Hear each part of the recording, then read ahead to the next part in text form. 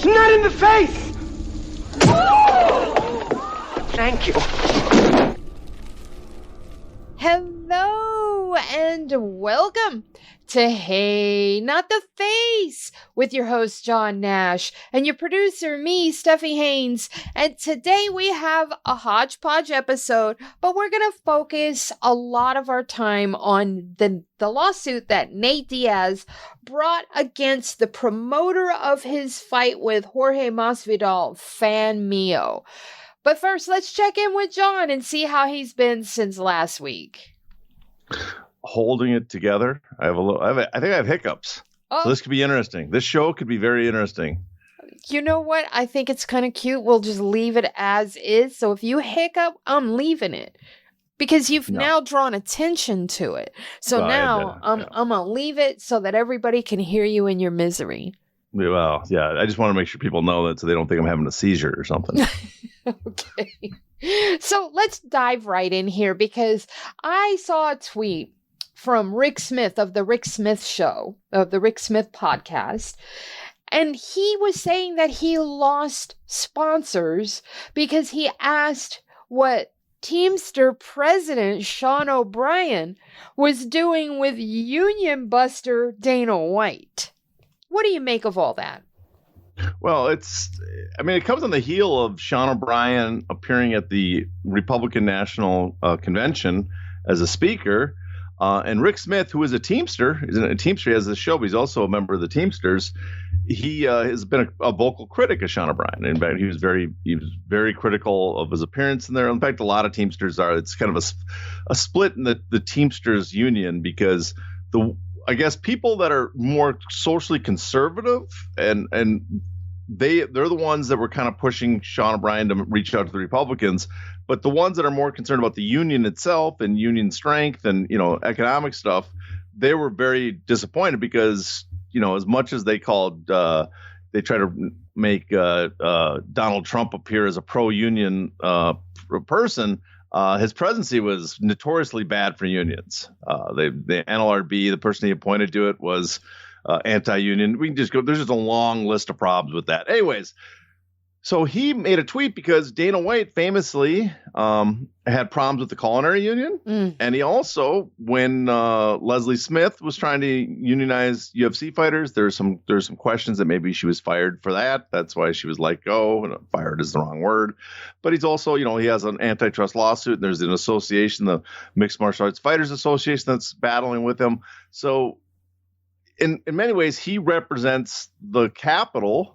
The bosses that labor is supposed to organize against have solidarity, and they had some critiques for Sha OBrien about that. And I think it kind of shows you the cultural power that the UFC's gathered, because normally in the past, the Teamsters, if I remember right, the Teamsters were working with the culinary union at one point to try to unionize UFC fighters back in 2016. And to go from that was the previous head, to go from that to posing with the guy that they were trying to unionize their workers, that's a dramatic change. And I think it kind of shows the cultural shift that's going on, and in many ways how the culture wars is much more important to people than actual material interests. Because for unions, materially, Biden has been great for them. Unions. People can criticize Biden all they want, but on the union front, unions have no complaint. He has done tremendous things for unions. Him and the Democrats got them their pensions covered.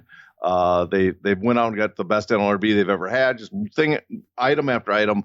But culturally, if our country seems to be much more enwrapped in culture issues, that seems to show the power of the conservatives and the UFC being right in the mix with them and seem to be part of the conservative, the right-wing Republican culture wars. They've seemed to be aligned with them.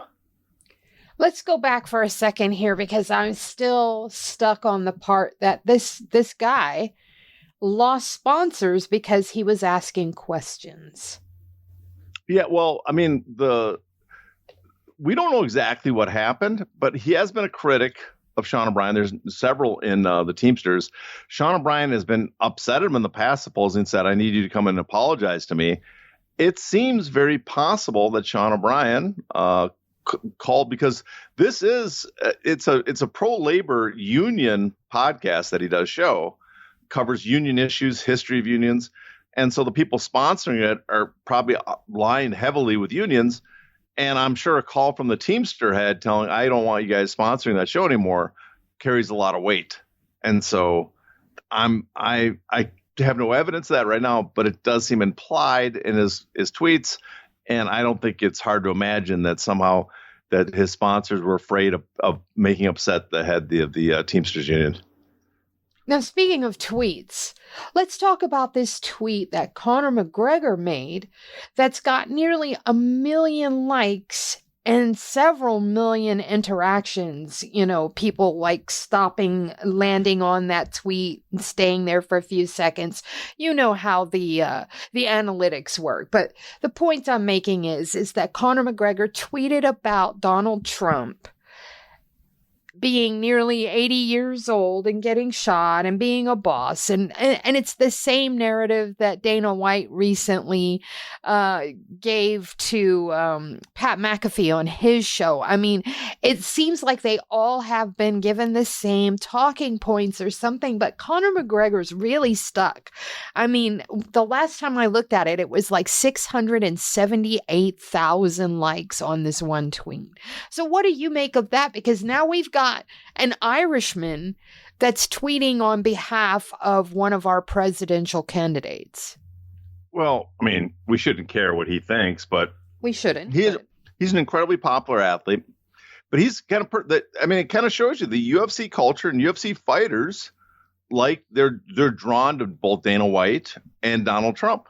Now, in many ways, we can sit here and, be blue in the face and say, oh, but don't you fighters understand that they're actually not working in your interest? And I can bring up a long list of items that say that these two guys are not working in fighters' interest. I mean, I think it's pretty obvious Conor McGregor has been grossly underpaid considering what he brings in, that his income, for his UFC fights against Khabib, it was a little over $20 million he was supposedly paid, right?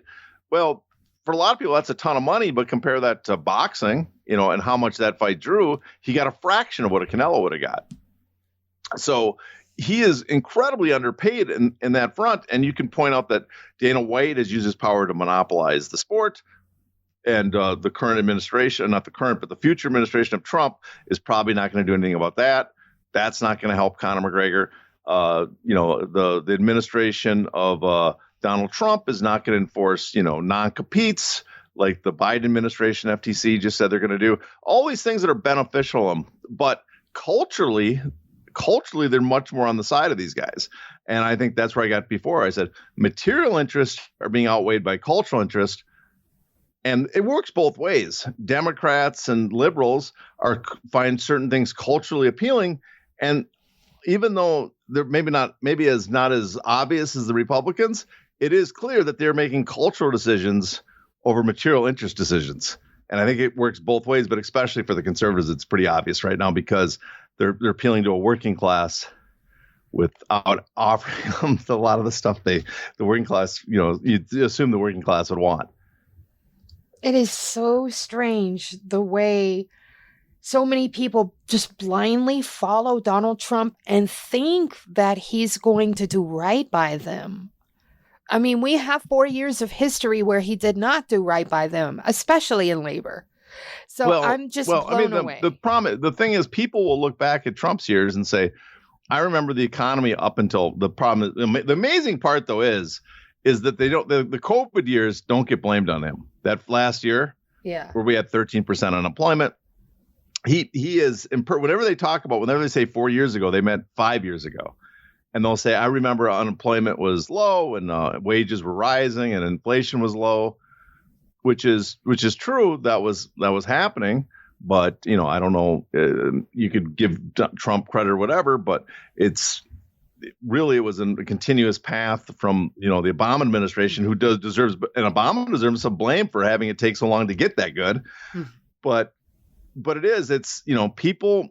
We've proven it. People rate the economy based on who they like is in office. If you're a Republican, the economy is great when a Republican's president. When you're a Democrat, the economy is great when a Democrat's in office and terrible when a Republican. So all of it is, none of it really matters, I guess.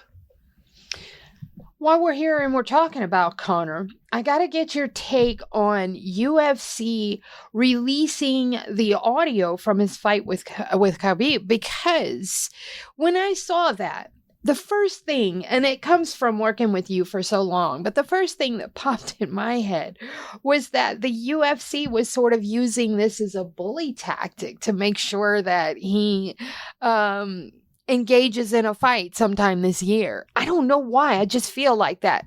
Tell me I'm wrong. Tell me I'm right. Whatever. Let's get your take on them releasing that audio, because it is damning audio. I mean, Khabib is telling him all kinds of stuff. It's bad. I mean, he is talking mad shit to him. To access the bonus content of this episode, you must be a paid subscriber.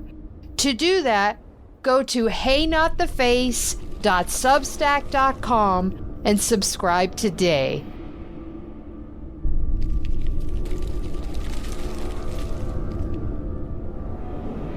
Ow! Ow! Not the face! Ooh! Ooh! Okay, the face!